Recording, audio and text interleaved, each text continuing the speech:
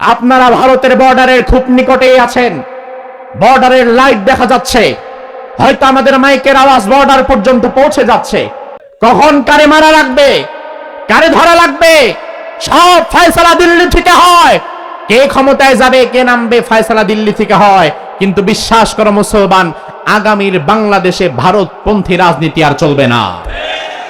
ওসমান হাদির শাহাদাতের মধ্য দিয়ে আমরা পরিষ্কার মেসেজ পেয়ে গিয়েছি। ওসমান হাদি আমাদেরকে ভাবতে শিখিয়েছে নতুন ভাবে। ওসমান হাদি আমাদেরকে মেসেজ দিয়েছে, প্রয়োজনে জীবন দাও, ইমান দিও না, কল্লা দাও, আল্লাহ দিও না। নিজের দেশের 1 ইঞ্চি মাটিকে আগামীতে ভারতের হাতে আমরা তুলে দেব না।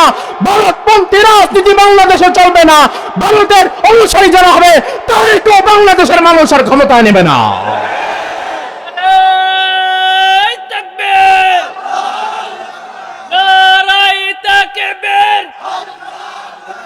বিপ্লব বিপ্লব আল কোরআনের আলো। আমার ভাই, রাজনৈতিক ভাবে যে কোনো দল আপনি করতে পারেন। আপনার দলের নেতা বলল আগামী দিন সকাল 10টার দিকে ফেনী শহরে থাকবা, মিটিং আছে। কর্মী কিন্তু নিষ্কালি কাপড় থিকা নিজের পকেটের পয়সা দিয়া প্রয়োজনে নিষ্কালি কাপড় চলে যাবে। এবার নেতা যদি বলে আগামী মাসে আমাদের ঢাকায় একটা বড় জনসভা হবে বা কুমিল্লা টাউন হলে বিশাল জনসভা হবে, কর্মী কিন্তু দল বেঁধে সেই জনসভায় হাজির হয়ে যায়। নেতা যদি ফেনীতে ডাকে ফেনীতে পায়, নেতা যদি ঢাকায় ডাকে ঢাকায় পায়, কুমিল্লায় ডাকলে কুমিল্লায় পায়। নেতা যদি রাতের 10টায় ডাকে, কর্মী রাতের 10টায় হাজির। নেতা যদি দুপুর 12টায় ডাকে, কর্মী দুপুর 12টায় হাজির। নেতা যখন যেখানে ডাকে, কর্মী সেখানেই চলে যায়। অথচ আমার আল্লাহ রাব্বুল আলামিন ফজরের সময় একবার ডেকে বলে, বান্দা আসসালাতু খায়রুম মিনান নাওম, ও বান্দা নামাজের চাইতে ঘুমের চাইতে নামাজ উত্তম। ও বান্দা নামাজের দিকে আয়, আপনি গেলেন না। আল্লাহ আবার আপনার ডাকে জোহরের সময় বলে, ও বান্দা হাইয়া আলাস সালাহ, আয় নামাজের দিকে আয়, আপনি গেলেন না। আল্লাহ আবার আসরের সময় ডাকে, আপনি গেলেন না। আল্লাহ আবার মাগরিবের সময় ডাকে, আপনি গেলেন না। এশার সময় আল্লাহ ডেকে বলে, বান্দারে সারাটা দিন পার হয়ে গেল, আয় আয় মালিক রে 2টা সেজদা দিয়ে যা, আপনি তাও গেলেন না। সারা দিনে 5 বার ডাকার পরেও একবারও হাজিরা দেয় না। এমন আল্লাহর গোলামও আমাদের সমাজে আছে না নাই? আমার ভাই একটু ভালো করে বোঝেন, আপনার নেতা যদি দিনের 10টায় ডাকে আপনি দিনের 10টায় হাজির, রাতের 12টায় ডাকলে আপনি রাতের 12টায় হাজির, ফেনী শহরে ডাকলে ফেনী শহরে হাজির, ঢাকা যেতে বললে আপনি ঢাকায় হাজির। অথচ আপনার রব, আপনার মালিক, আপনার ইলাহ যদি আপনার সারা দিনে 5 বার ডাকার পরেও একবার না পায়, বিশ্বাস করো মুসলমান, ওই মুহূর্তে তুমি আল্লাহর গোলাম না, তুমি তোমার দল আর নেতার গোলাম হয়ে গেছো।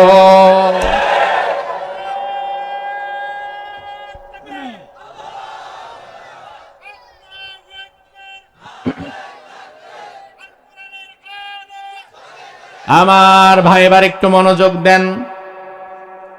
আল্লাহ রাব্বুল আলামিন আয়াতুল কুরসিকে কেন গুরুত্ব দিয়েছেন, রাসূল কেন বলেছেন যে একটা আয়াতের উপরে যদি আপনি জীবন কাটাতে পারেন, আপনার জীবনে আর কিছুর দরকার নাই, জান্নাত পেয়ে যাবেন। জান্নাত এত সোজা না। যে জান্নাতে যাওয়া লাগছে আমির হামজার কলিজা দিয়া, ইমাম হুসাইনের কল্লা দিয়া, যে জান্নাতে যাওয়া লেগেছে সাহাবায়ে কেরামের জীবন বিসর্জন দিয়ে, আপনি শুধু আয়াতুল কুরসি মুখস্থ করলেই জান্নাত পাবেন এত সোজা না। বরং আয়াতুল কুরসির ভেতরে গোপন কিছু মেসেজ আছে। ওই মেসেজগুলো নিজের জীবনে বাস্তবায়ন করতে পারলেই আপনি জান্নাত পাবেন। শুধু যদি আয়াতুল কুরসি মুখস্থ করলেই জান্নাতে যাওয়া যায়, এত সোজা জান্নাত, দুনিয়ার সব মানুষ তো জান্নাতি হয়ে যাবে। আমার ভাই, আল্লাহ বললেন আল্লাহু লা ইলাহা ইল্লাহু, আমি আল্লাহ ছাড়া তোমাদের কোনো ইলাহ নাই। ইলাহ এই শব্দটা আমাদের কালিমা তয়্যিবার মধ্যে আছে না নাই? লা ইলাহা, লা ইলাহা, আল্লাহ ছাড়া কোনো ইলাহ। আবার আয়াতুল কুরসির শুরুতে কিন্তু কথা একই। আয়াতুল কুরসি শুরুতে যে কথা, কালিমার শুরুতে একই কথা। এই জন্য আজকের আলোচনা শোনার পরে একজন হিন্দু ভাই যদি এসে বলে, হুজুর আমি আজকের আলোচনা শুনে আমার হিদায়াত হয়ে গেছে, আমি এখন ঈমান আনতে রাজি আছি, সবার সামনে দাঁড়ায় যদি যায়, ওই লোকটাকে যদি আমরা ঈমান আনাতে চাই, তাহলে ইলাহের সাক্ষ্য দেওয়ার দরকার আছে না নাই? তাকে পড়ানো লাগবে লা ইলাহা মুহাম্মাদুর। এই যে দেখেন, ইলাহের সাক্ষ্য দেওয়া ছাড়া কেউ ইমানদার হতে পারবে না। ইলাহের সাক্ষ্য দিয়ে ইমানদার হওয়া লাগবে। এই ইলাহ বড় জটিল বিষয়। যুগে যুগে নবীদের সাথে জালিমদের ক্ল্যাশ হয়েছিল এই ইলাহ শব্দটাকে নিয়েই। আমরা মনে করি কি জানেন, যে লা ইলাহা ইল্লাল্লাহ মুহাম্মাদুর রাসূলুল্লাহ পড়লাম তো একদম সেলসেলায় জান্নাত। জান্নাত থেকে আর আমার কেউ ঠেকাইতে পারে না। অথচ আমার ভাই এত সহজ নয়। আমরা লা ইলাহা ইল্লাল্লাহ বুঝি নাই, আমরা আল্লাহু লা ইলাহা ইল্লাহু বুঝি নাই। আল্লাহু লা ইলাহা ইল্লাহু মানে আল্লাহ ছাড়া আমার কোনো ইলাহ নাই, মালিক নাই, মাবুদ নাই, আইনদাতা নাই, বিধানদাতা নাই। আমি এক আল্লাহর গোলামি করব, আর কারো গোলামি না। এইটা না বোঝার কারণে এখন আমার দেশের মানুষ লা ইলাহা ইল্লাল্লাহ পরে আবার ভিক্ষাও চায়। অর্থাৎ এটার একটা ভিক্ষার বুলি বানায় ফেলছে। ভিক্ষুক দেখবেন রাস্তা দিয়ে ভিক্ষা করে আর বলে লা ইলাহা ইল্লাল্লাহ, লা ইলাহা ইল্লাল্লাহ, লা ইলাহা ইল্লাল্লাহ। অথচ এটা যে কি, এটা যদি সে বুঝতো, এটা কোন মাপের কথা। মূসা আলাইহিস সালাম ফেরাউনের রাজ দরবারে ঢুকে গিয়েছে। আল্লাহ রাব্বুল আলামিন মূসা আলাইহিস সালামকে নবুয়ত দেওয়ার পরে বললেন, ইযহাব ইলা ফিরাউন ইন্নাহু তাগা। যাও, ডাইরেক্ট ফেরাউনের কাছে যাও। আল্লাহ কিন্তু বলেন নাই, শোনো ও তার মতো রাষ্ট্র চালাক, যা খুশি তাই করুক, ওদিকে তোমার কান দেওয়া দরকার নাই। তুমি যেহেতু নবী হইছো, এই যে তুমি তোমার কিছু উম্মতদেরকে গুছাও, এদেরকে দাওয়াত দাও, এদেরকে নিয়ে নিজে নিজের মতো আমল করো। এ কথা বলেন নাই আল্লাহ। বরং আল্লাহ বললেন, যাও ফেরাউনের কাছে যাও, কারণ রাষ্ট্র শক্তি তার হাতে। এই রাষ্ট্রের সবচেয়ে বড় শয়তান সে। সবচেয়ে বড় শয়তানটাকে যদি ভালো পথে আনা যায়, তাহলে বাকিগুলোও ভালো হয়ে যায়। এজন্য সাম্রাজ্যবাদের কুঠুরিতে আল্লাহ তাআলা আঘাত করেছেন, আধিপত্যবাদের কুঠুরিতে আল্লাহ আঘাত করেছেন। যাও, সবার আগে বড়টার কাছে যাও, সর্বোচ্চ শক্তি নিয়ে যে বসে আছে জমিনে, তার কাছে যাও। মূসা আলাইহিস সালাম গেলেন। যাওয়ার পরে ফেরাউনের দরবারে মূসা আলাইহিস সালাম বললেন, লা ইলাহা ইল্লাল্লাহ। এটা কিন্তু সব নবীর কালিমা। মূসা নবীর কালিমাও ছিল লা ইলাহা ইল্লাল্লাহ, পরবর্তীতে যুক্ত হয়েছে মূসা কালিমুল্লাহ। যেমন মুহাম্মাদুর রাসূলুল্লাহর কালিমা লা ইলাহা ইল্লাল্লাহ পরবর্তীতে যুক্ত হয়েছে। মাশাআল্লাহ, ওয়াজ বুঝেন। ইব্রাহিমের কালিমা লা ইলাহা ইল্লাল্লাহ যুক্ত হয়েছে ইব্রাহিম খলিলুল্লাহ। তাহলে মূসার কালিমা কি? লা ইলাহা। জোরে কোন, মূসার কালিমা আল্লাহ ছাড়া কোনো মালিক, আল্লাহ ছাড়া আমার কোন আইনদাতা, বিধানদাতা, আমি আল্লাহ ছাড়া কারো গোলাম না। এই কালিমার দাওয়াত দিয়ে মূসা আলাইহিস সালাম ফেরাউনের রাজদরবারে ঢুকলেন। ঢুকে বললেন, এই ফেরাউন, সাম্রাজ্যবাদের জুলুম অনেক করেছো, আধিপত্যবাদের জুলুম করেছো, মানুষের উপরে জুলুম করেছো। ইউযাব্বিহুনা আবনাকুম ওয়া ইস্তাহয়ুনা নিসাকুম, হাজার হাজার মানুষকে হত্যা করেছো, ছেলেদেরকে হত্যা করেছো, মেয়েদেরকে দাসীবান্দি বানিয়েছো। আর চলবে না, তোমার মন মতো মিশর আর চলবে না। লা ইলাহা ইল্লাল্লাহ, এক আল্লাহর গোলামি করা লাগবে, আল্লাহর পথে আসা লাগবে। আল্লাহ ছাড়া কোনো মালিক নাই, আইনদাতা নাই, বিধানদাতা নাই, এই কথা মেনে নাও। ফেরাউন কি বলল দেখেন। ফেরাউনের কথাটা আল্লাহ তাআলা কোরআনে কারীমের আয়াত বানিয়ে আমাদেরকে জানিয়ে দিয়েছেন। ফেরাউন বলল, লাইন ইত্তাখাযতা ইলাহান গায়রি লাআজআলান্নাকা মিনাল মাসজুনিন। ও মূসা, তুমি যদি আমাকে ছাড়া আরেকবার আল্লাহকে ইলাহ বলে ডাক দাও, আমি ছাড়া তুমি কারো আইন মানবা না, বিধান মানবা না, গোলামি করবা না, এই কথা যদি তুমি আরেকবার সাহস করে বলো, লাআজআলান্নাকা মিনাল মাসজুনিন, তোমারে ঘাড়ে ধরে আমি জেলখানার মধ্যে ঢোকায় দেব, আর কোনোদিন বের হইতে পারবা না। আমার ভাইবার, আপনাদের কাছে আমার প্রশ্ন হচ্ছে, এই কথা শোনার পরে মূসা আলাইহিস সালাম ভয়ে জীবনে আর কোনোদিন দাওয়াত দেয় নাই? দিছে? জীবনে কইছে, যারে বাবারে বাবা ভালো আছে, জেলে যায় হোদাই 14 শিকের ভাত খায় লাভ নাই, তুমি তোমার মতো থাকো, এই কথা বলেছে? তিনি চিৎকার করে বললেন, লা ইলাহা ইল্লাল্লাহ, আমি আল্লাহ ছাড়া কারো গোলামি করব না, বিধান মানব না, হুকুম মানব না। এই মুহূর্তে আল্লাহকে ইলাহ বলে সাক্ষ্য দেওয়া আর মূসার জামানায় ফেরাউনের সামনে আল্লাহকে ইলাহ বলে সাক্ষ্য দেওয়া, দুইটা কি এক? এখন আপনারা কেউ ধরে না, মারে না, এই জন্য মুখে যা আসে তাই বলতে পারতেছেন। কিন্তু মূসা আলাইহিস সালামের সামনে ফেরাউন দাঁড়িয়ে আছে, আঙ্গুলি হেলেনে কল্লা উড়ে যেতে পারে। আমার ভাই, এই মানুষগুলোকে আজ যদি আমি বলি ইমানের ভিত্তিতে জবাব দিবেন, আমাদের মালিক কে, ইলাহ কে, আমরা হুকুম মানি কার, গোলামি করি কার, সারা জীবন করব কার, তাহলে আমাদের ইলাহ আল্লাহ। এই কথার সাথে আপনারা সবাই একমত নাকি দ্বিমত আছে? এই মুহূর্তে আল্লাহকে ইলাহ বলে সাক্ষ্য দিলে, এই মুহূর্তে লা ইলাহা ইল্লাল্লাহ পড়লে, এই মুহূর্তে কি কোনো বিপদ আছে? ভারতের মুশরিকরা এসে আমাদের পিটাচ্ছে না, তার মানে এটা নিরাপদ পরিবেশ। নিরাপদ পরিবেশে আল্লাহকে ইলাহ বলে ডাকা আর মৃত্যুর মুখে আল্লাহকে ইলাহ বলে ডাকা এক। আমি আজ আমার এই মানুষদেরকে বলে দিতে চাই, আপনারা ভারতের বর্ডারের খুব নিকটেই আছেন, বর্ডারের লাইট দেখা যাচ্ছে, হয়তো আমাদের মাইকের আওয়াজ বর্ডার পর্যন্ত পৌঁছে যাচ্ছে। এই মুহূর্তে আল্লাহকে ইলাহ বলে সাক্ষ্য দেওয়া, আল্লাহকে আইনদাতা বিধানদাতা বলে সাক্ষ্য দেওয়া হয়তো সহজ, কিন্তু আল্লাহ না করুক বাংলাদেশের পরিবেশ পরিস্থিতি যদি কোনোদিন খারাপ হয়ে যায়, যদি আমার দেশের পরিবেশ পরিস্থিতি কাশ্মীরের মতো হয়ে যায় বা ফেরাউনের ওই জামানার মতো হয়ে যায়, দুনিয়ার কোন জালিম শক্তি, অপশক্তি, কোন মুশরিক যদি আমাদের মাথায় অস্ত্র রেখে বলে আল্লাহ ছাড়তে হবে, কোরআন ছাড়তে হবে, ইসলাম ছাড়তে হবে, ওই কঠিন মুহূর্তে ঈমানের বলে বলিয়ান হয়ে কারা বলতে পারবো আমার রব আল্লাহ।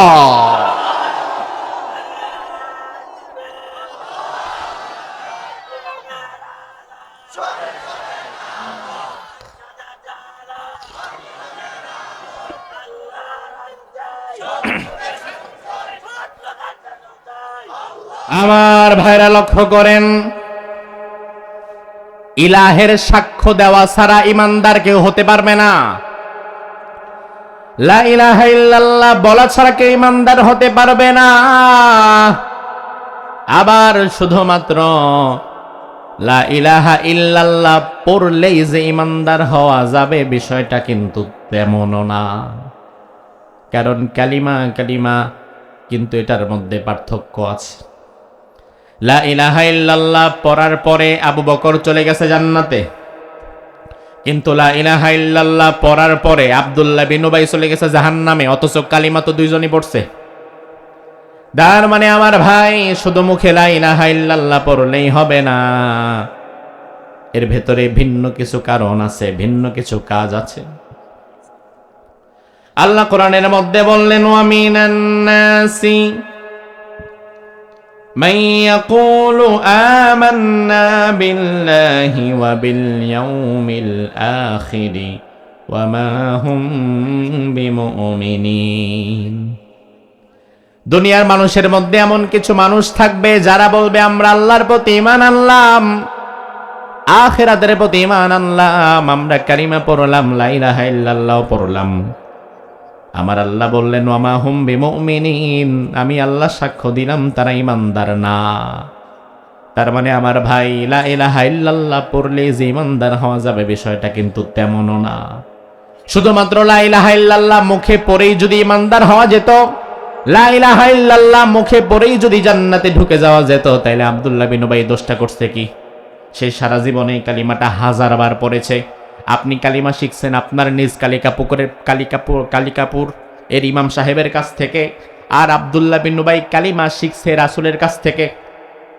আপনি নামাজ পড়েন আপনার গ্রামের মসজিদের ইমাম সাহেবের পেছনে, আর আব্দুল্লাহ বিন উবাই নামাজ পড়তো রাসূলের পেছনে।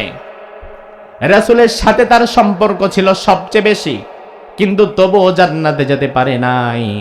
আব্দুল্লাহ বিন উবাইয়ের মৃত্যুর পরে আল্লাহ আয়াত নাযিল করে জানায় দিয়েছেন, নবী এই লোকটা মুখে মুখে লা ইলাহা ইল্লাল্লাহ পড়েছে, অথচ কর্মগতভাবে বিশ্বাসগতভাবে সে লা ইলাহা ইল্লাল্লাহর থিওরির উপর একমত ছিল না। সে মুখে পড়েছে আল্লাহ ছাড়া কাউকে মানি না, কারো বিধান মানি না, কারো আইন মানি না, আমি কারো গোলামি করি না। অথচ এই লোকটা তার ভিন্ন জীবনটাকে আমি আল্লাহর পথে কাটায় নাই, ভেতরে ভেতরে মুনাফিকি করেছে। মুখে এক কথা বলেছে, কাজে আরেকটা প্রকাশ করেছে। মুখে একটা বলে, কাজে আরেকটা করে। এমন মুনাফিক মার্কা মুসলমান আমাদের সমাজেও আছে না নাই? লা ইলাহা ইল্লাল্লাহ যদি আপনি পড়েন, আপনি হয়ে যাবেন ওই উটের মতো, যেই উটের নাকের মধ্যে তার মালিক রশি ঢুকায় দিয়েছে। আল্লাহর হাবিব হাদিসের মধ্যে বললেন, আল মুমিনু কাল জামালিল আনিফ, ঈমানদার হবে ওই ব্যক্তি যেই ব্যক্তির নাকের মধ্যে তার মালিক রশি ঢুকায় দেয়। ঈমানদারের উদাহরণ হচ্ছে ওই উটের মতো, যেই উটের নাকে তার মালিক আংটা দিয়া ছিদ্র করে রশি ঢুকায় দিয়েছে।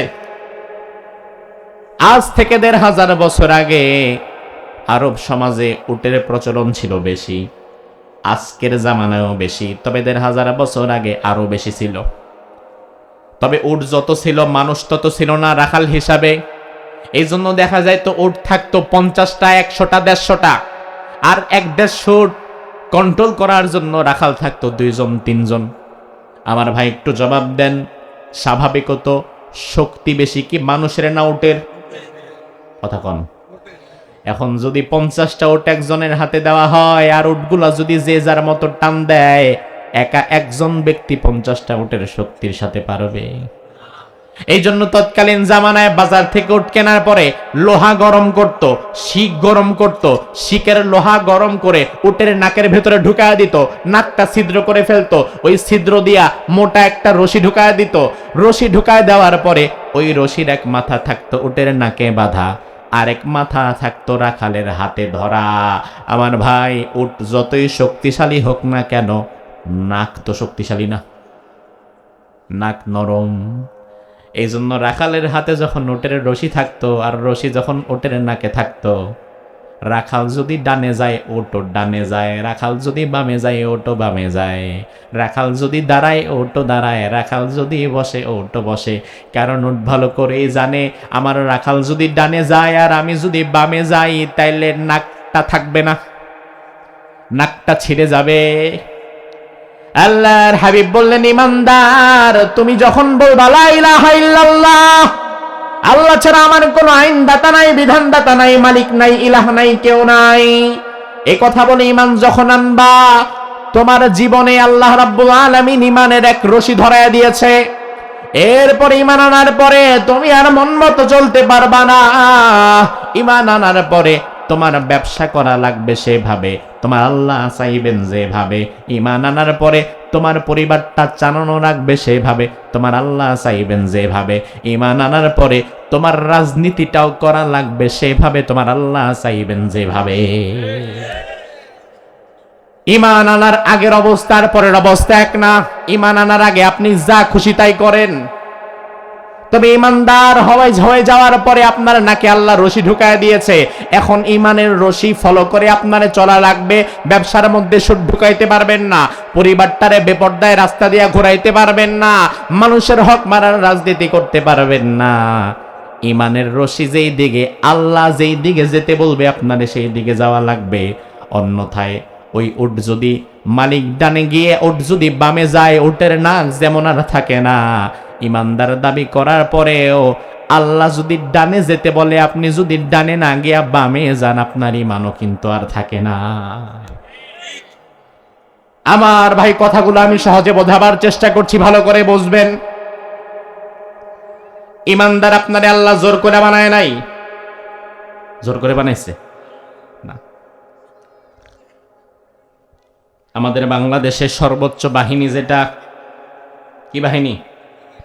কথা কয় না। যদিও বিগত 17 বছর এটা মূলত হয়ে গেছিল সেনাবাহিনী, ঠিক না? সেনাবাহিনীর দায়িত্ব হচ্ছে, রাষ্ট্রে যদি কোনো বড় মাপের অন্যায় হয়, গভর্নমেন্টকে সেই অন্যায় থেকে বাধা দেওয়ার মতো ক্ষমতাও তার থাকা লাগবে। কিন্তু বিগত 17 বছর আমরা দেখছি সেনাবাহিনী রাস্তা কাটা ছাড়া, খাল কাটা ছাড়া আর কোনো কাজ তার নাই। চোখের সামনে মানুষ মইরা পইরা থাকে, তার কোনো খবর নাই। এই যে আমার ভাই সেনাবাহিনী বাংলাদেশের সর্বোচ্চ বাহিনী, ঠিক কিনা? এই সেনাবাহিনীর চাকরি করে এমন যুবক আপনাদের এই জায়গাতে, এই গ্রামে হয়তো দুই একজন থাকলে থাকতে পারে, আছে তো? এবার আমার ভাই একটু জবাব দেন, সেনাবাহিনীর চাকরি করে আপনাদের এই এলাকার সন্তান, সেনাবাহিনী প্রতি বছর একবার চাকরির সার্কুলার দেয়, যারা যারা আগ্রহী তাদেরকে যোগাযোগ করতে বলে, কিন্তু সেনাবাহিনীর এত অকাল পড়ে নাই আপনার ঘরে আইসা বুঝাবে চাচা আপনার পোলাডারে দেন সেনাবাহিনী বানায় দেই। আপনার হাতে পায়ে ধইরা সেনাবাহিনীর লোক নিবে না, বরং আপনি যদি সেনাবাহিনীতে যুক্ত হতে চান আপনার স্বেচ্ছায় যাওয়া লাগবে। কথা কি ঠিক কিনা? এরপরে যাওয়ার পরে তারা আপনার হাইট ফিট বডি সব চেক আপ দিয়ে যদি আপনার যোগ্য মনে করে তাইলে রাখবে। কিন্তু আমার ভাই, রাখবে তো শুধু রাখবে না, রাখার পরে আপনার উপরে এমন ট্রেনিং চালাবে যেই ট্রেনিং আপনি বাপের জন্মেও করেন নাই। সেনাবাহিনীর ট্রেনিং থেকে পালায় চলে আসে মানুষ, আছে না নাই? জীবন বাঁচানোর জন্য পালায় চলে আসে যে আমার চাকরি লাগবে না, ভিক্ষা চাই না, কুত্তা সামলা। ভিক্ষা নিতে গেছিল আপনার ঘরে, কুত্তা দুইটা লাগায় রাখছেন, কুত্তা এবার ভিক্ষা বেডির এমন দৌড়, ভিক্ষা বেডি যাওয়ার সময় কয় বাবা রে তোর ভিক্ষা লাগবে না, তুই কুত্তা দুইটা সামলা। তো ওই রকম এত কঠিন ট্রেনিং, এখান থেকে পালায় চলে আসে মানুষ।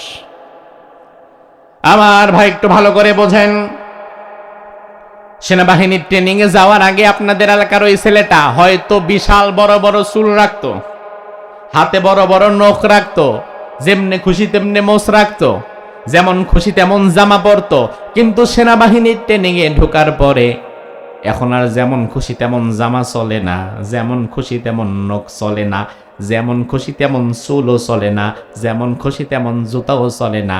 সেনাবাহিনীর মাপে পোশাক পরা লাগবে, সেনাবাহিনীর মাপে জুতা পরা লাগবে, সেনাবাহিনীর মাপে চুল কাটা লাগবে, সেনাবাহিনীর মাপে নখ কাটা লাগবে। একদম টোটালি সেনাবাহিনীর যে আইন ও কানুন আছে এগুলা মানা লাগবে। আপনি যদি ঢোকার পরে কোন মানি না, তাইলে সেনাবাহিনীর মায়ের আছে না নাই? তোরে ডাই কানছিলাম নাকি, তুই আলিকা আর আসার পরে মানবি না কেন? রাস্তা খোলা আছে, না মাইনা থাকা যাবে না, মানলে থাক নাই তো ভাগ। তেমনি আল্লাহ কোরআনের মধ্যে বলেছেন ফামান শাআ ফালইউমিন ওয়া মান শাআ ফালইয়াকফুর, ইচ্ছা হইলে ঈমানের মধ্যে থাকো, নাইলে বের হয়ে যাও, তবে ঈমানের মধ্যে থাকবা, ঈমানদার দাবি করবা, লা ইলাহা ইল্লাল্লাহ পড়বা, আর সারা জীবন আমি আল্লাহর বিরুদ্ধে চালাবা, ইসলামের বিরুদ্ধে চালাবা, এমন চলচাতুরি ইসলামে চলবে না। সেনাবাহিনীর মধ্যে আপনারে জোর কইরা আনে নাই যেমন, ইসলামেও আল্লাহ আপনারে জোর কইরা আনে নাই তেমন। আল্লাহর এত ঠেকা পড়ে নাই তোমার মতো 10টা মানুষ না থাকলে ইসলামের কিচ্ছু হবে না। ইসলামে আপনাকে নিজে স্বেচ্ছায় আসা লাগবে। আপনি যদি আজকের ওয়াজ শোনার পরেও মনে করেন হুজুর এতদিন যাও নামাজ কালাম পড়ছিলাম, তাহলে আজকে এটাও পড়ুম না, তাহলে আল্লাহর কি হবে? কি হবে? যদি বলেন হুজুর এতদিন যাও আল্লাহর জিকির করতাম, এখন তাও করবো না, আল্লাহর কি আসা যায়? আল্লাহ কোরআনের মধ্যে বললেন ইন তাকফুরু আনতুম ওয়া মান ফিল আরদি জামিআ ফা ইন্নাল্লাহা লাগানিয়্যুন হামিদ। শুধু তোরা না, তোরা সহকারে গোটা দুনিয়ার সব মানুষ যদি কোনোদিন বলিস আমি আল্লাহর আর দরকার নাই, আমার গোলামি করবি না, আমি আল্লাহর কিচ্ছু যায় আসে না। সুবহানাল্লাহ কইবেন না? তাহলে ইসলামে আপনাকে নিজের স্বেচ্ছায় থাকা লাগবে, আর ইসলামের মধ্যে যদি থাকেন সব হুকুম আহকামগুলো আপনার মেনে নেওয়া লাগবে। সেনাবাহিনীতে আপনাকে জোর করে আনে নাই, আপনি নিজের ইচ্ছায় গিয়েছেন, যাওয়ার পরে ভনিতা করলে চলবে না। সেনাবাহিনীর এ টু জেড যত বিধিবিধান আছে সব আপনার তার মতো মানা লাগবে। সেনাবাহিনীর চুলের মতো চুল কাটা লাগবে, সেনাবাহিনীর জুতার মতো জুতা পরা লাগবে, সেনাবাহিনীর জামার মতো জামা পরা লাগবে। ইসলামে আসার পরেও নামাজ পড়া লাগবে মুহাম্মদুর রাসূলুল্লাহর আদর্শে, ইসলামে আসার পরে রোজা রাখা লাগবে মুহাম্মদুর রাসূলুল্লাহর আদর্শে, ইসলামে আসার পরে যাকাত দেওয়া লাগবে মুহাম্মদুর রাসূলুল্লাহর আদর্শে। ইসলামে আসার পরে আপনি যদি মনে করেন ব্যবসা করবেন, ব্যবসাও করা লাগবে মুহাম্মদুর রাসূলুল্লাহর আদর্শে। ইসলামে আসার পরে যদি রাজনীতি করতে ইচ্ছা করে, ওই রাজনীতিও করা লাগবে মুহাম্মদুর রাসূলুল্লাহর আদর্শে। ভনিতা কইলে চলবে না ভাই, কারণ ইসলামে আপনাকে আল্লাহ জোর কইরা আনে নাই। কিন্তু যদি ঢুকে যান ইসলামে, তাইলে এ টু জেড সবটা মানার দরকার আছে না নাই? এবার আপনি বলবেন হুজুর এত কথা তো আমি জীবনে কালিমা পড়ার সময় বলি নাই, আপনি যে বলেন নামাজও পড়া লাগবে ইসলামের মতে, জাকাতও দেওয়া লাগবে ইসলামের মতে, হজও করা লাগবে ইসলামের মতে, রাজনীতিও করা লাগবে ইসলামের মতে, ব্যবসাও করা লাগবে ইসলামের মতে, আমি এত কিছু যে ইসলামের মতে করব এমন কথা তো আমি বলি নাই। আমি শুধু বলছি লা ইলাহা ইল্লাল্লাহ, আল্লাহ ছাড়া আমার কেউ নাই। এখন এতটুকু বলার মধ্যে আমার এত কিছু কেমনে ঢুকাইলেন? জোর করে ঢুকাইছেন। আমার ভাই, অনেক সময় শব্দ হয় অল্প, কথা হয় অল্প, কিন্তু এই কথার ভেতরে অনেক কিছু ঢুকে যায়। এখানে আমার সামনে যারা আছেন, সামনে পেছনে আমরা যারা আছি, এখানে আমার দেখা অনুযায়ী অধিকাংশই বিবাহিত হবে। হ্যাঁ, যেটি বিয়ে করে কয় না না না। আমার ভাই, বিয়ে করেন আর না করেন, অন্তত বিয়ের নিয়ম কানুন জানা আছে তো? ও তাও না থাকলে আর বিয়ে করার দরকার নেই তোমার। আমার ভাই, লক্ষ্য করেন, বিয়ের মজলিস যখন হয়, বর কনেকে একসাথে করে কাজী সাহেব যখন বিয়েটা পড়ায়, অমুকের মেয়ে অমুকের সাথে এত টাকা দেন মেহরের বিনিময়ে, বরকে বলা হয় তুমি যদি রাজি থাকো তাইলে বলো কবুল। পোলাপানের বিয়া লাগবে, এত শীত পড়ছে মিয়া, বিয়া ছাড়া পারা যায়? সর্বনাশ। হ্যাঁ, নিজ কালিকাপুরের যুবকেরা তো দেখি বিয়ের জন্য পাগল হয়ে গেছে। যাক, বাপ চাচারা তো আছেই, ওয়াজে আছে না? বাপ চাচারা তাদের আওয়াজটা শুনতেছেন তো? আওয়াজ শুনেন। আপনার পোলা কিন্তু বাচ্চা না, পোলা এখন বাচ্চা হয়ে গেছে, তাড়াতাড়ি বিয়ে করায় দিতে হবে। আল্লাহ যুবকদের দ্রুত বিয়ের ব্যবস্থা করে দাও। কি জোরে আমিন কইছে দেখছেন?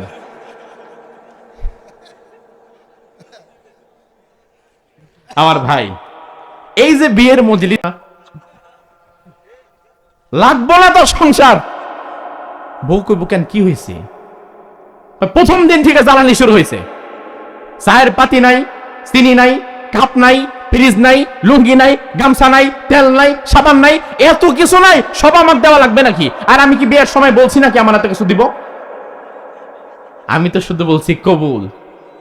এখন এর মধ্যে তুমি এত কিছু চাও কেমনে? এত কিছু ঢুকাইলা কেমনে? আমার ভাই, এই কথা যদি ওই মুহূর্তে কেউ বলে, তাইলে ওই বেডি কি আর আছে না গেছে? সংসার কি থাকবে না ভাঙবে? তার মানে কি? তার মানে কবুল শব্দ ছোট, কিন্তু এই ছোট্ট শব্দের ভেতরে ওই নারীর সারা জীবনের সকল দায় দায়িত্ব আপনার কাঁধে আপনি ন্যস্ত করে নিয়েছেন। লা ইলাহা ইল্লাল্লাহ শব্দ বড় না, লা ইলাহা ইল্লাল্লাহ কথা ছোট। আল্লাহ ছাড়া আমার কেউ নাই, কোনো মালিক নাই, ইলাহ নাই, কেউ নাই, কথা ছোট। কিন্তু এই ছোট্ট কথার ভেতরে আমি আমার সারাটা জীবন আল্লাহর পথে চলাবো। আমার অর্থনীতি, সমাজনীতি, ব্যবসা নীতি, রাজনীতি, পারিবারিক নীতি সব চলবে ইসলামের ভেতরে, আল্লাহর বিধান অনুযায়ী। এছাড়া আমি কাউকে মানি না। এই সব কথা লা ইলাহা ইল্লাল্লাহর ভেতরে আছে না নাই? এখন বিয়ের পঞ্চম দিন স্বামী যদি খালি বলে এত কিছু আমি বলি না, এত কিছু দিতে পারবো না, তাইলে ওই সংসার যেমন থাকে না, ইসলাম গ্রহণের পরে যেই বান্দা বলবে এত কিছু ইসলাম দিয়া করা যাবে না, তার ঈমানটাও থাকে না। ইসলাম এমন এক বিষয়, আল্লাহ রাব্বুল আলামিন বলেন, আল-ইয়াউমা আকমালতু লাকুম দীনাকুম ওয়া আতমামতু আলাইকুম নিয়ামাতি ওয়া রাদিতু লাকুমুল ইসলাম দীনা। ইসলামটারে আমি তোমাদের জন্য পরিপূর্ণ করে দিলাম। তাইলে ইসলাম যদি পরিপূর্ণ হয়, ইসলামের মধ্যে মানব জীবনের জন্য যা দরকার তার সব বিধিবিধান আছে না নাই? আমার ভাইরা, ইলাহ এমন এক শব্দ, ইলাহের সাক্ষ্য দেওয়া ছাড়া ঈমানদার হওয়া যাবে না। আবার দুনিয়ার কোনো মানুষ যদি কাজে পরিণত না করে, অন্তরে বিশ্বাস না করে, শুধু মুখে মুখে লা ইলাহা ইল্লাল্লাহ পড়ে, ওই ব্যক্তি ঈমানদার হতে পারবে না। দুনিয়াতে ঈমানদার সাজা সহজ, কিন্তু প্রকৃত ঈমানদার হওয়া কঠিন। ঈমানদার তো সবাই সাজে। পৃথিবীতে বর্তমানে মুসলমানের সংখ্যা 200 কোটি।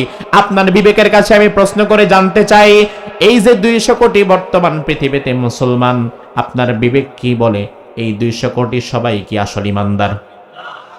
কথা কন। আরে মুসলমান, পৃথিবীতে যদি 200 কোটি আসল ইমানদার বর্তমান টিকে থাকতো, তাহলে মসজিদ আল আকসা কোনোদিন ইহুদিদের হাতে থাকতো না। গোটা বিশ্বের বিপ্লব করার জন্য 200 কোটি লাগে না, সমাজ বিপ্লবের জন্য 200 কোটি লাগে না।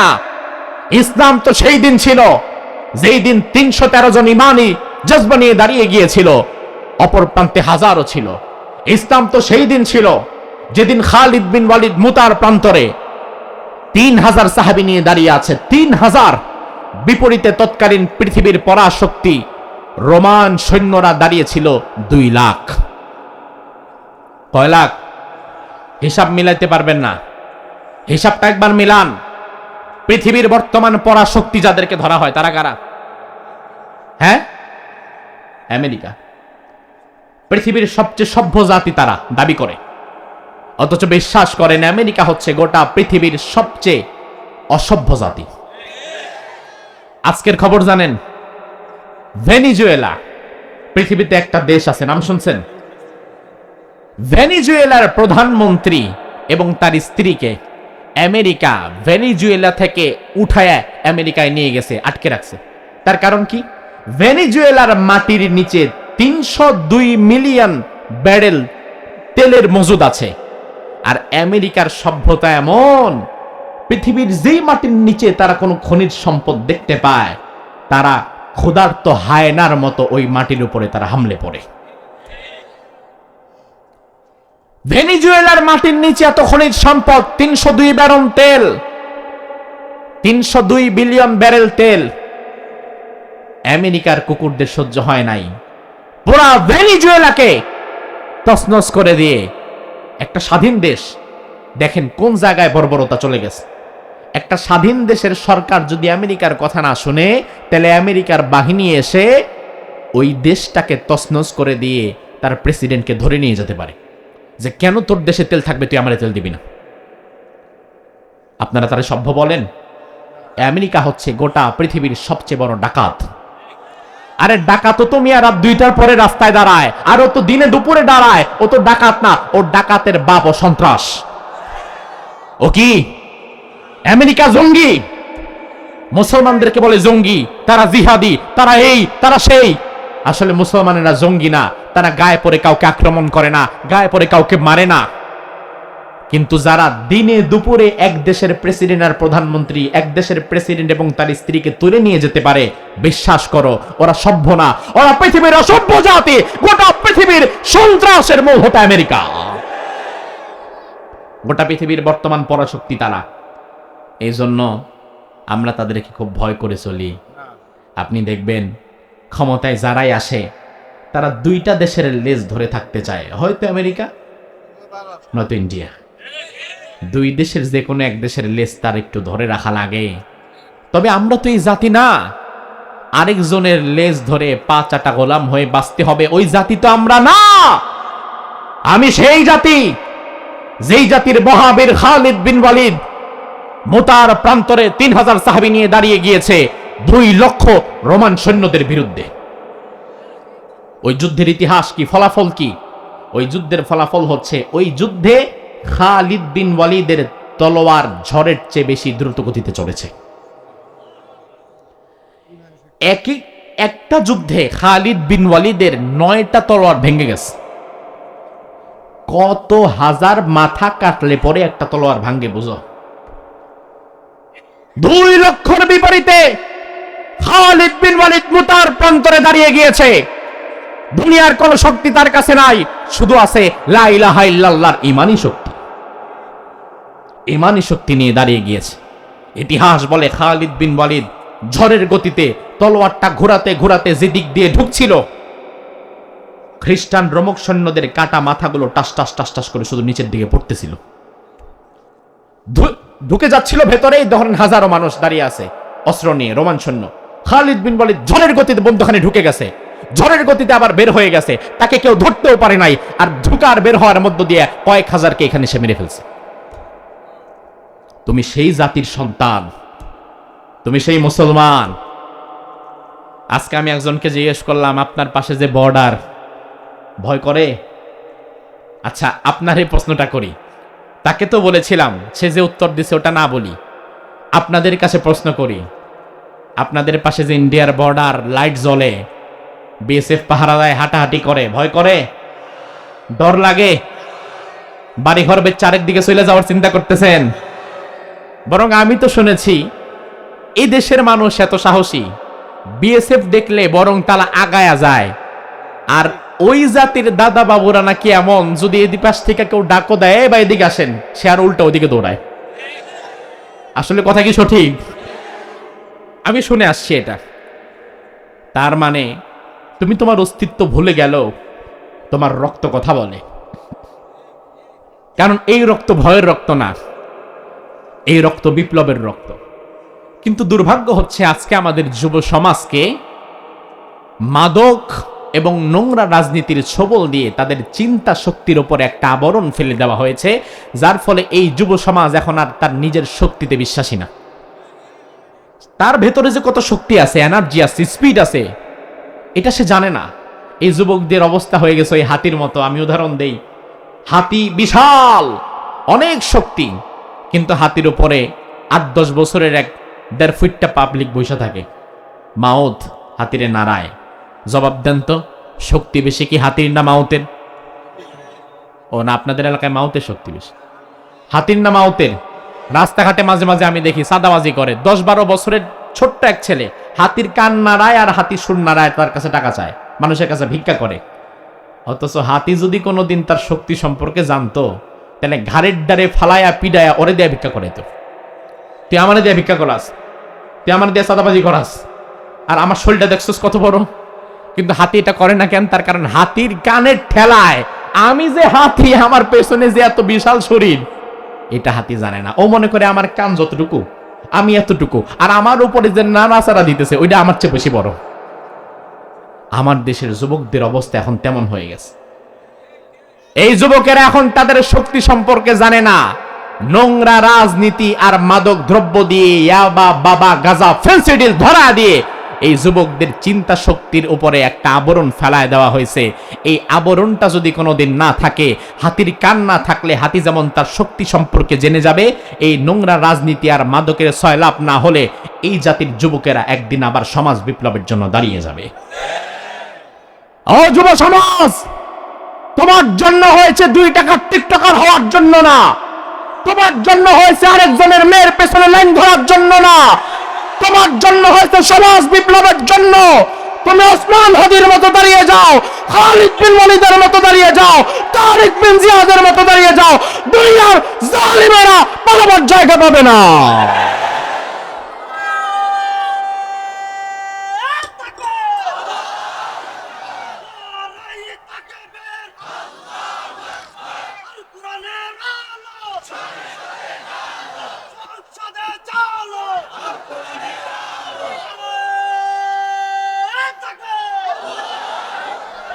আমার ভাই লক্ষ্য করেন, কালিমা তো সবাই পড়ে, তবে সবার কালিমার দাম আল্লাহর কাছে এক নয়।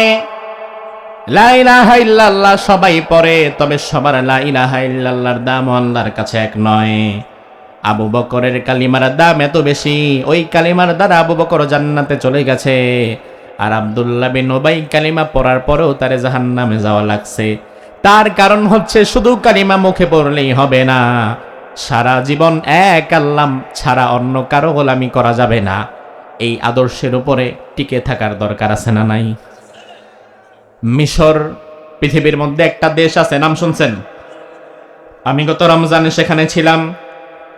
মিশরের পাশেই ফিলিস্তিন, আপনাদের পাশ থেকে যেমন বর্ডার, ওই পাশে ইন্ডিয়া দেখা যায়, মিশরের বর্ডারের পরেও ফিলিস্তিন দেখা যায়। বাংলাদেশে যেমন রোহিঙ্গারা এসে বসবাস করছে, মিশরের বর্ডারে ফিলিস্তিনি মা বোনেরা অনেক লক্ষ লক্ষ মানুষ, তাদের কারো হাত নাই, কারো পা নাই, সন্তানাদি নাই, বর্ডারের পাশে এসে তারা তাঁবু গেড়ে বসবাস করছে। আমি রমজানে 5 দিন সেই ফিলিস্তিনি ভাইদের কাজে ছিলাম, তাদেরকে ইফতার করিয়েছি। ওই মিশর সফরে যাওয়ার পরে আমি একটি ঘটনা জানলাম। বহু বছর পূর্বে মিশরের একজন মুফাসসির এই 30 পারা কোরআনের তাফসিরে তিনি লিখলেন। ওই তাফসিরের নাম হচ্ছে তাফসির ফি জিলালিল কোরআন। ওই তাফসির যিনি লিখেছেন তার নাম হচ্ছে সৈয়দ কুতুব রাহিমাহুল্লাহ। কোরআনের তাফসির লিখলেন। ওই জামানায় মিশরের শাসন কার্য পরিচালনা করেছিলেন যে, তার নাম জামাল আব্দুল নাসের। সে ছিল আমেরিকার হাতের পুতুল, আমেরিকার গোলাম। জামাল আব্দুল নাসের ইসলামী খেলাফত ধ্বংসের মূল হোতা। গোটা মিশরকে নষ্ট করে দিয়ে, আল্লাহর বিধানগুলো বাদ দিয়ে, জুলুমতন্ত্র দিয়ে মিশরকে সে সাজিয়েছিল। আর যুবকদেরকে পশ্চিমা সভ্যতার সংস্কৃতি দিয়া মুরগি বানায়াছিল, যার ফলে যুবকেরা তার বিরুদ্ধে অন্যায়ের প্রতিবাদ করে না। ওই মুহূর্তে ওই মুফাসসির তাফসির ফি জিলালিল কোরআন লিখলেন। তার তাফসির শোনার পরে, তার তাফসির পড়ার পরে মিশরের যুবকেরা আবার নতুন ভাবে জেগে উঠল।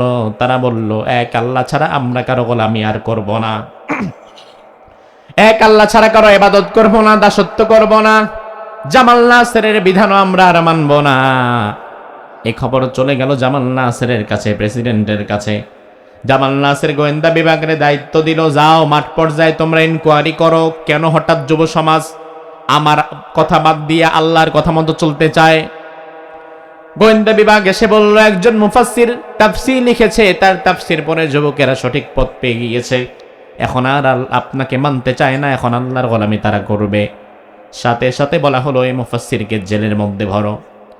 সৈয়দ কুতুব রাহিমাহুল্লাহকে জেলে ভরা হলো, ফাঁসির রায় দিয়ে দেওয়া হলো। কেন এমন তাফসীর তুমি লিখেছো? কেন তুমি যুব সমাজকে জাগ্রত করার জন্য কাজ করছো? যুগে যুগে যুবকদেরকে যারা সত্যের পথে ধাবিত করতে চায়, সমাজের যুবকদেরকে নিয়ে যারা কাজ করতে চায়, যুবকদেরকে নিয়ে যারা বিপ্লবের স্বপ্ন দেখে, তাদেরকে দুনিয়া থেকে শেষ করে দেওয়ার জন্য শয়তানের চক্রান্ত আছে না নাই? আমার ভাই, কিছুদিন আগে ওসমান হাদি তাকে শহীদ করা হলো প্রকাশ্য দিবালোকে। ওসমান হাদির অপরাধ কি? অপরাধ ছিল মূলত ওসমান হাদি ইনসাফের পক্ষে কথা বলতো, মুশরিকদের, ভারতের আধিপত্যবাদীদের বিরুদ্ধে কথা বলতো।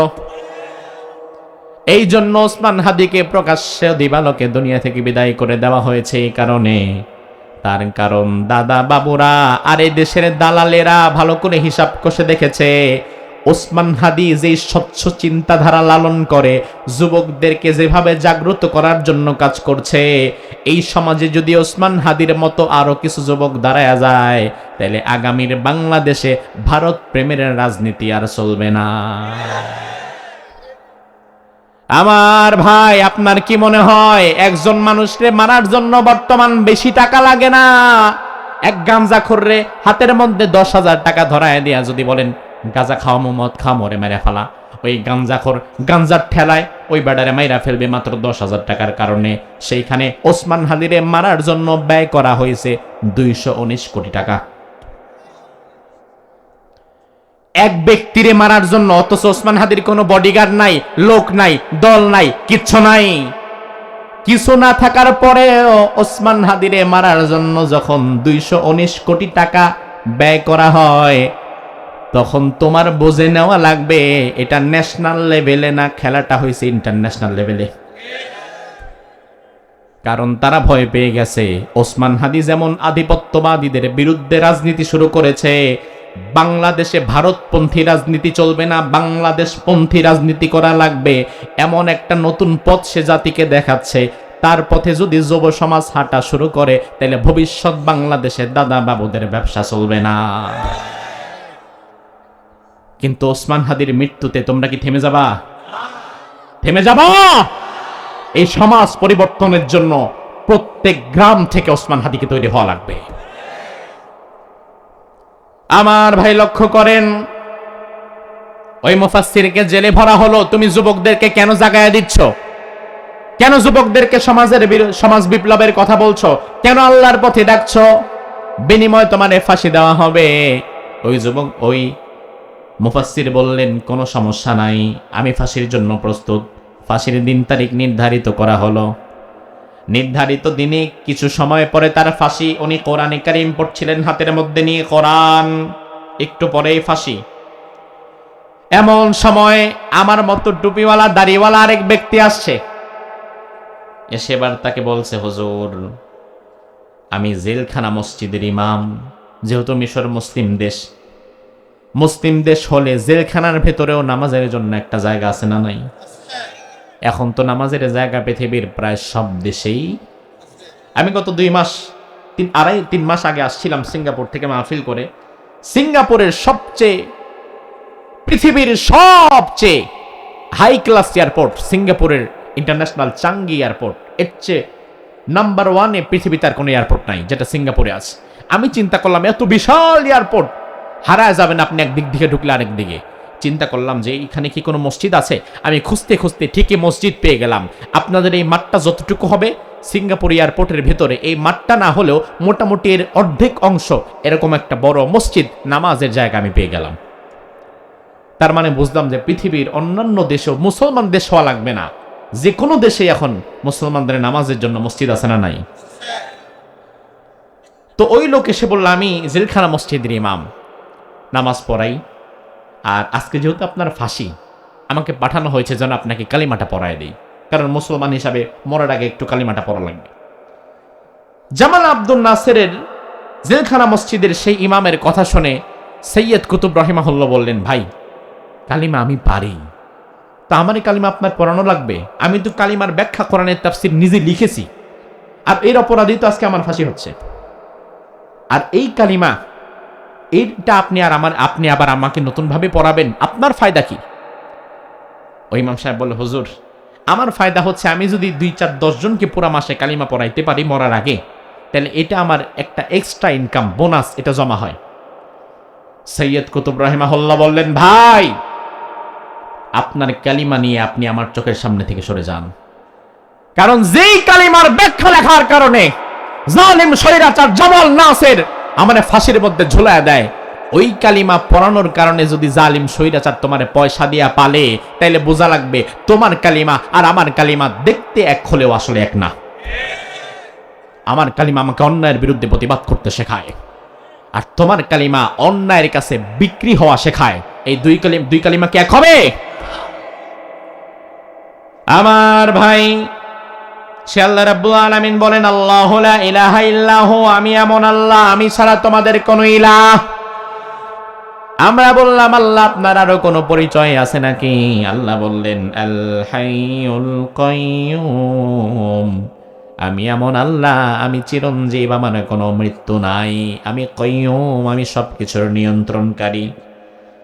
এরপরে আমরা বললাম, আল্লাহ আপনি যে সবকিছুর নিয়ন্ত্রণ করেন, আপনার কি ঘুমের দরকার নাই?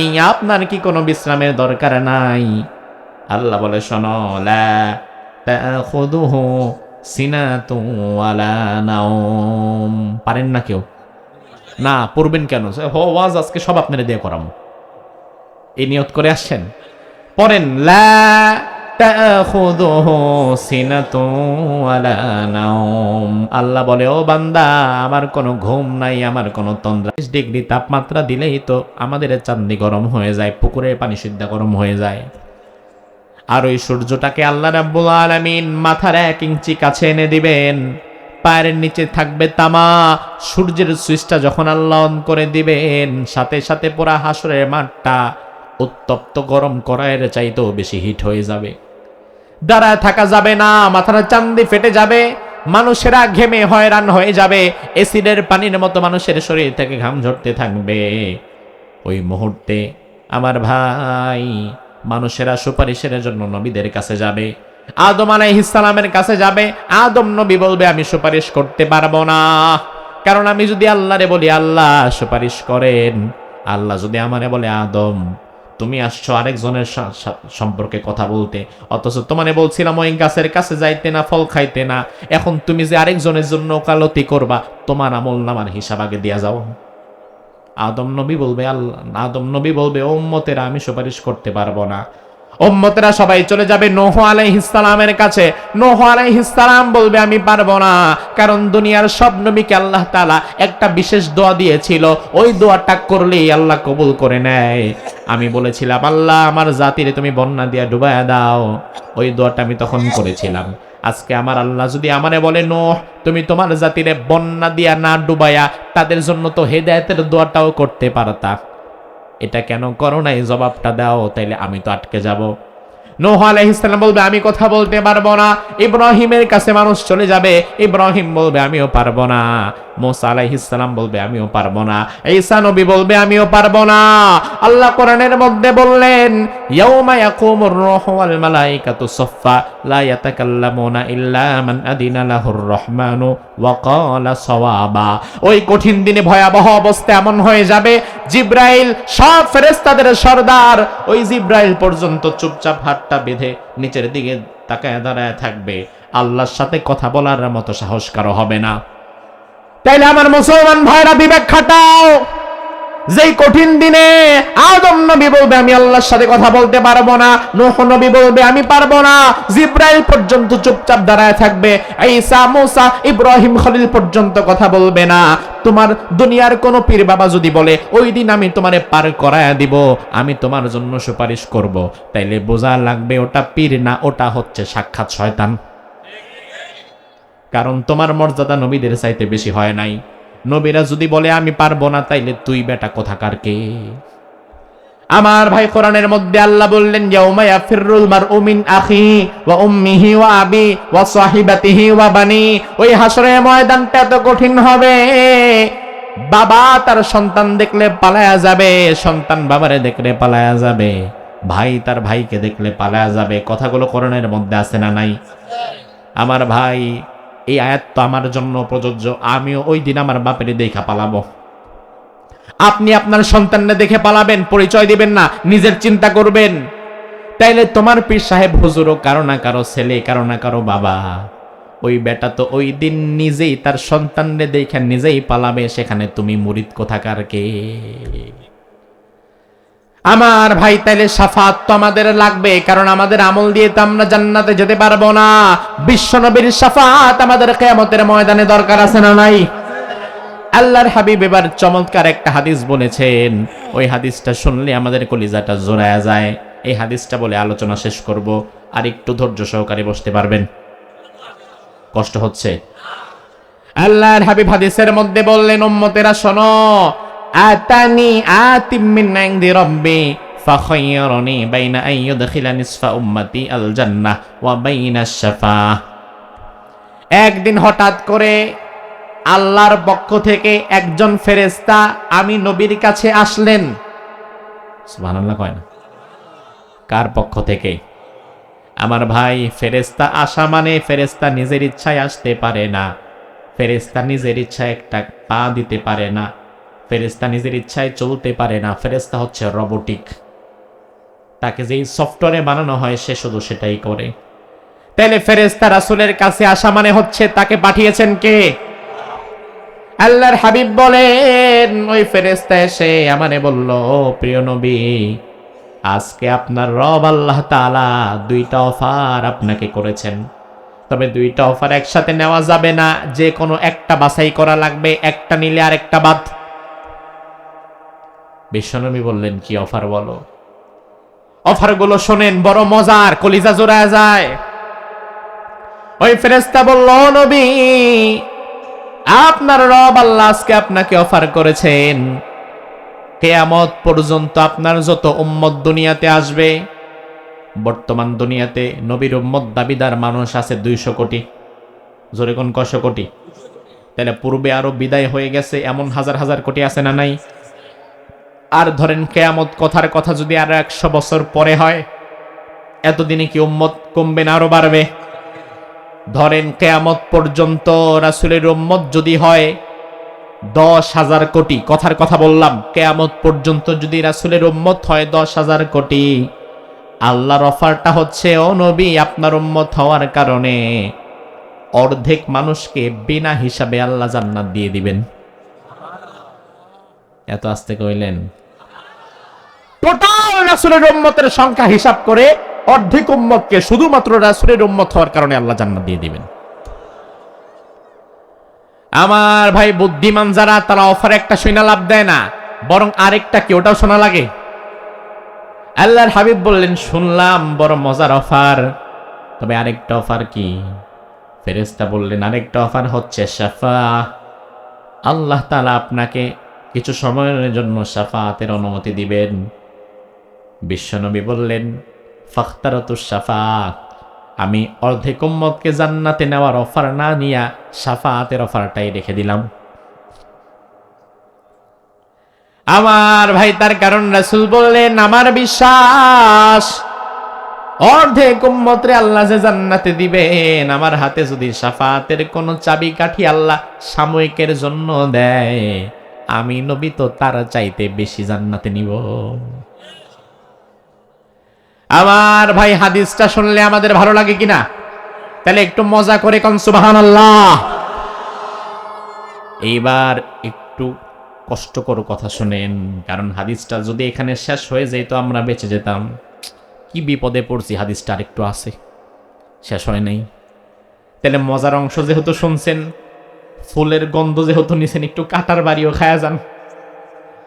আমার ভাই, আল্লাহর হাবিব বললেন, হ্যাঁ আমি নবী সুপারিশ করব।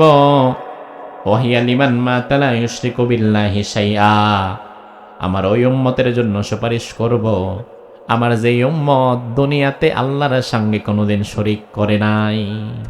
আমি শুধুমাত্র ওই উম্মতের জন্য সুপারিশ করব, কিন্তু আল্লাহর সাথে কেউ যদি শিরিক করে মরে যায়, ওই উম্মতের জন্য আমি নবী সুপারিশ করব না। আমার ভাই, লক্ষ্য করেন, রাসূল সুপারিশ করবেন, আপনি যত বড় গুনাহগারী হন। রাসূল হাদিসের মধ্যে বললেন, শাফাআতি লিআহদিল কাবাইরি মিন উম্মতি, আমার উম্মতের মধ্যে যারা কবিরা গুনাহগার, আমি তাদের জন্য সুপারিশ করব। তবে কেউ যদি শিরিক করে, ওই মুশরিকের জন্য সুপারিশ করব না। বর্তমান বাংলাদেশে মাজারে গিয়া সেজদা দেয়, মাজারে গিয়া মানত করে, মাজারের মরা পীরের কাছে গিয়া সন্তান চায়া শিরিক করে, এমন মানুষ আছে না নাই? আমি গত সপ্তাহে গিয়েছিলাম, বাংলাদেশের একটা জেলা আছে, নাম শরীয়তপুর। কি নাম? এটা এমন আজব দেশ, যে নাম এখানে চলে এর উল্টা কাজ বেশি হয়। নাম রাখছে বেদানা, অথচ দানা দিয়া ভরা। ঢাকায় একটা জায়গা আছে নাম শান্তিবাগ, ঢাকা শহরের ম্যাক্সিমাম চোর বাটপার হাইজাকার শান্তিবাগের বাসিন্দা। নাম রাখছে শরীয়তপুর, বেশরীয়তি কাজের কারখানা। আমি 2টা মাজারে গেলাম। একটা মাজারে যাওয়ার পরে আমাকে একটা গেট দেখালো, গেট এত আলিশান বিশাল একটা গেট। আমাকে বলল, হুজুর শুধু এই মাজারের এই গেটটা করতে খরচ হয়েছে 7 কোটি টাকা। সুবহানাল্লাহ কইছে। বেড়ায় ভাবছে মক্কা শরীফের গেট। আরে, অথচ ওই 7 কোটি টাকার গেটের সামনে কত মানুষ না খেয়ে ভিক্ষা করছে, অসুস্থ আছে, ওষুধ কেনার পয়সা পাচ্ছে না, এমন গরিব আছে না নাই? আহারে হারামখোরের বাচ্চা, 7 কোটি টাকার গেট বানাইছস মানুষের টাকা দিয়া, আর কত মানুষ না খেয়ে রাস্তায় পড়ে আছে। আরেক জায়গায় গেলাম, বাংলাদেশে খুব ফেমাস দরবার, সুরেশ্বর নাম। যাওয়ার পরে দেখলাম চারিদিক দিয়ে মাজার, মাজারের খাদেম আমরা দেখা দৌড়ায় আসছে, কি দিবেন? আমি বললাম, কি দিমু? সে ভাবছে যে যারাই আসে কিছু না কিছু দিয়ে যায়, টাকা দেয়, পয়সা দেয়, গরু দেয়, ছাগল দেয়। আমি কইছি, কি দিমু এটা বলা যাবে না, বললে আপনি আমারে থাকতে দিবেন না। সেখানে আমি দেখলাম যারা হজ ওমরা করতে গিয়েছেন অথবা না যান, অন্তত এতটুকু জানা থাকার কথা, সেখানে একটা কালো পাথর আছে, ওই কালো পাথরের নাম হাজরে আসওয়াদ। নাম শুনছেন তো? ওখানে চুমু দিলে গুনাহ মাফ হয়, গুনাহ দূর হয়ে যায়। হাজরে আসওয়াদ কাবার সাথে রাখা। ওই জায়গায় গিয়ে দেখি কালো কালো এরকম 3টা পাথর। এক মহিলা এসে ওই 3 পাথরের মধ্যে তেল মালিশ করলো। তেল মালিশ করে সে পাথরের চুমা টুমা দিয়ে সেজদা দিয়ে চলে গেল। আবার দেখলাম আরেকজন এসে ঘি মালিশ করতেছে। কিছুক্ষণ পরে আরেকজন এসে দেখলাম দুধ দিতেছে। আমি দাঁড়ায় দাঁড়ায় তামাশা দেখতেছিলাম, যে সার্কেস তো দেখতে ভালোই লাগে, বিনা পয়সায় সিনেমা দেখতেছে। আমি কি ব্যাপার? পরে কাছে গিয়ে দেখলাম পাথরের এখানে, আমার ফোনে ছবি তোলা আছে, লেখা আছে যে এই পাথরটা আমাদের অমুক পীর সাহেব কামরুক কামাক্কা থেকে নিয়ে আসছিল পকেটে করে, আনার সময় পাথরটা ছিল ছোট, আজকে আপনাদের মনের আশা পূরণ করতে করতে আর আপনাদের গুনাহ টানতে টানতে এই পাথর হয়ে গেছে বিশাল বড়। আর এই পাথরটা যত দিন যাবে তত বড়ই হইতে থাকবে। আমি বললাম এই 17 বছরের গুনাহের পরেও এটা তো দরকার ছিল বাংলাদেশের চেয়ে বেশি বড় হয়ে যাওয়া, এখনো সাইজ এমন আছে। অবাক হয়ে গেলাম। এই যে দেখেন, একজন তেল দিতেছে পাথরে, একজন দুধ দেয়, একজন ঘি দেয়, দাঁড়ায় আসি, আরেক রাম ছাগল আইসা দেখি ডাইরেক্ট চাটান দিতেছে, চাটতেছে পাথর। দুর্গন্ধ হয়ে গেছে জায়গাটা, কারণ একই জায়গায় আপনি তেল দিছেন, ঘি দিছেন, দুধ দিছেন, মাছি আসতেছে, পিঁপড়া আসতেছে, আরেক পাগল এসে চাটতেছে। মানুষ অবাক করা বিষয়, চাটার দল আসলো কোত্থেকে? আহা, পাশে লেখা দান বাক্স যে আপনার মনের যত আরজি আশা এই পাথরের কাছে বলেন আর এখানে দান করেন, সব পূরণ হয়ে যাবে। কত মানুষ সেজদা দিচ্ছে, অথচ মনের আশা পূরণ করার মালিককে। আমার ভাই, আপনাদের এলাকার কোন এক ভাই বিয়ে করেছে, 10 বছর সন্তানাদি হয় না, 10 বছর পর্যন্ত আল্লাহর কাছেই যায়, কিন্তু হঠাৎ করে শয়তানে কামড়াইছে, এখন আর আল্লাহর কাছে চায় না। 10 বছর পরে এখন মাজারের কাছে মানত কইরা বসে আছে, এমন আছে না নাই? আহারে ভাই, সন্তান দেওয়ার মালিককে, মাজারওয়ালা না আল্লাহ? সন্তান দেওয়ার মালিককে, কোরআনে আছে না নাই? আল্লাহ বললেন, লিল্লাহি মুলকুস সামাওয়াতি ওয়াল আরদি ইয়াখলুকু মা ইয়াশা ইয়াহাবু লিমান ইয়াশাউ ইনাসা ওয়া ইয়াহাবু লিমান ইয়াশাউ যুকুর। আকাশ এবং জমিনের রাজত্ব কার? ছেলে দেয় কে? মেয়ে দেয় কে? আবার কাউরে কিছুই দেয় না কে? তাইলে দোষটা কার? দোষ আল্লাহ। ও রাত বেশি হওয়াতে তাল হারায় ফেলতেছে, ঘুমের ঠেলায় যেদিকে ধাক্কায় ওদিকেই যায়। এখন আরেক ধাক্কা দিলে তুমি বিপদ সীমা পার করে দিবেন, বিপদ সীমা পার করব না। আমার ভাই লক্ষ্য করেন, সন্তান দেওয়ার মালিক একমাত্র কে?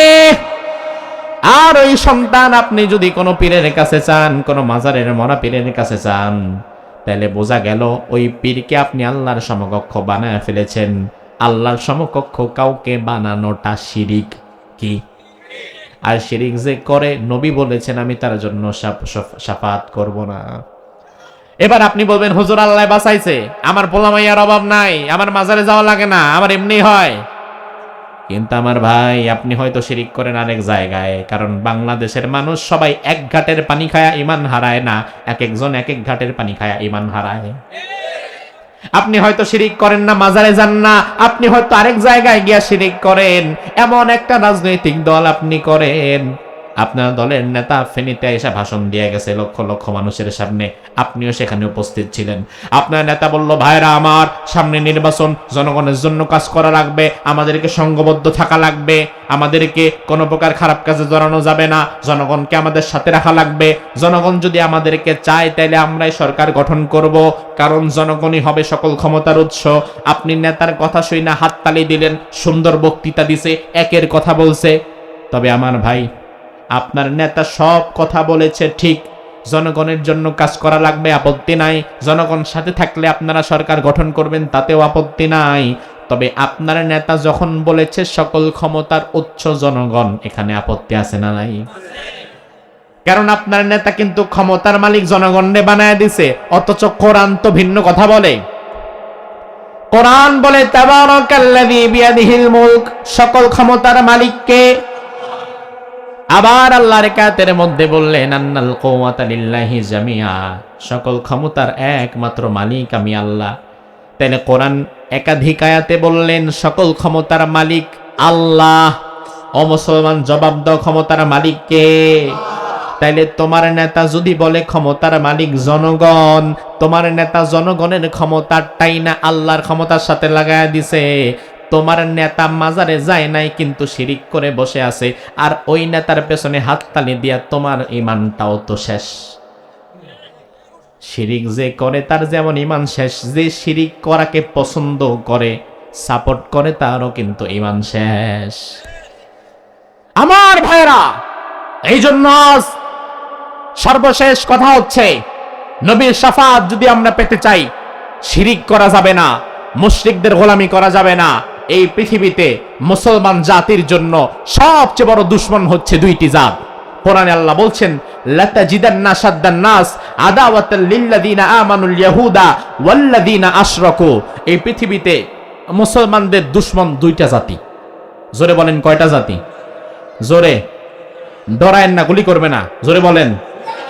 এক হচ্ছে ইহুদিরা, কারা? আর এক হচ্ছে মুশরিকেরা, কারা? ইসরায়েল, ফিলিস্তিনের পাশে ইসরায়েল, এই জন্য ফিলিস্তিন সহকারে তার পাশের কোনো দেশ যেমন নিরাপদ না, এই মুশরিকের সাথে আমরা সহকারে তার পাশের কোনো দেশও নিরাপদ না। আপনি দেখবেন ইসরায়েলের সাথে তার পাশের দেশদের ভালো সম্পর্ক থাকে না, আবার ইন্ডিয়ার সাথেও তার বর্ডারের কারোই ভালো সম্পর্ক থাকে না। সে সব সময় ছোট ছোট দেশগুলোর উপরে তার আধিপত্য কায়েম রাখতে চায়। আমাদের বর্ডারে আইসা দাদাগিরি দেখায়, বেটার দাদাগিরি দেখাইলে চায়নার বর্ডারে গিয়ে দেখা, ঠিক না? তোর গুলি করার মন চাইলে চায়নার বর্ডারে গিয়ে গুলি কর। আমার দেশের গরিব কৃষক, সে যদি কোনোদিন গরু ছুটে ওদিকে যায়, গরু আনতে পারবে না, কোনো কাজেও যেতে পারবে না, পারবে তো না, নিজ দেশের সীমানার মধ্য দিয়ে হেঁটে যাচ্ছে, এরপরেও গুলি করে মেরে ফেলে, এমন জালিম আছে না নাই? বর্ডারকে মাঝে মাঝে আমাদের কাছে নিউজ আসে, আপনাদের সীমান্ত হয়তো আপনারা দেখে রাখেন, কিন্তু বাংলাদেশের অনেক জায়গার সীমান্তে মাঝে মাঝে এমন নাজেহাল পরিস্থিতি তৈরি হয়, সীমান্তের কাঁটাতারের বেড়া খুলে বাংলাদেশের জমির ভেতরে 2 হাত ঢুকায়া এরপরে আবার কাঁটাতারের বেড়া বসায় দেয়। আস্তে আস্তে করে বাংলাদেশটাকে গিলে ফেলে।